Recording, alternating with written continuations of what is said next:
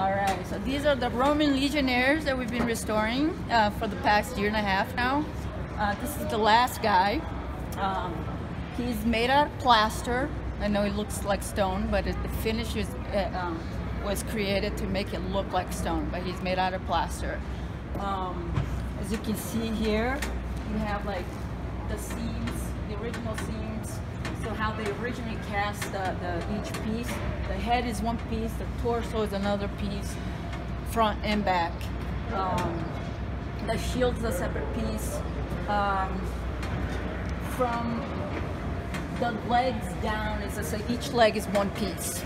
You know, and the seams go all the way down on either side of them. These guys are 9 feet tall. Okay. And from what I found out is that the actual model for this particular statue did not like the way it came out. You know, so he was not happy how he looked at 9 feet tall.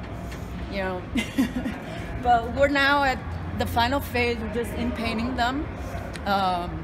We did a few repairs in some areas of loss. They've been cleaned.